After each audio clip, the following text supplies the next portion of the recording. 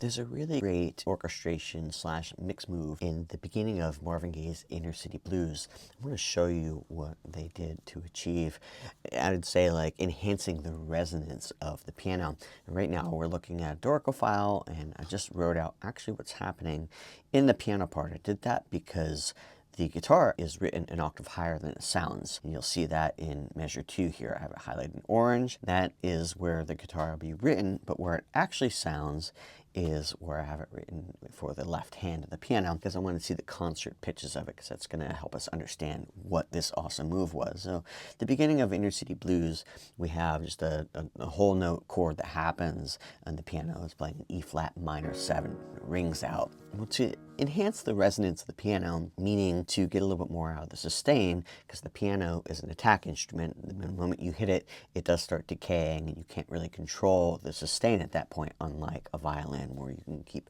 the sustain going until you stop bowing. To get more sustain out of the piano, they had a guitar part that's playing in the same exact registers. We have an E flat 3 here, and we have that same E flat 3 in the piano, and it basically is covering the same range. Now the guitar isn't capable of playing the same exact voicing, so the voicing is slimmed down, and we have a root fifth and octave in it, and that pretty much encloses this full voicing in the piano. If we look at the way this works, the piano plays this particular voicing, and then the guitar plays a voicing in the very same register with more rhythm to it to essentially keep that same, I would say, area of the register resonating. The guitar is being played in a very legato-like manner, so even though it's a faster rhythm, they're not actually muting or choking the guitar at all, so it has a more of a ringing sound to it. And on top of it, it's a very mellow sound, and they probably were using the Motown DI, and it sounds to me like it was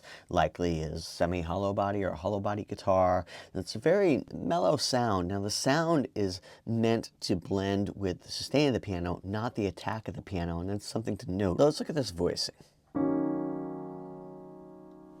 Okay, that's the piano voicing. Now if I played the guitar voicing, it would be this. So you see it's pretty much the same thing. And if we think about that first initial hit, you got that initial attack, right? But then as the sound gets to about right here, if you listen to the resonance of it, it's kind of mellow.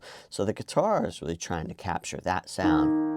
I made a document about this process. If you wanted to review it and have a closer view of it, you can go to the link that will be in the comments.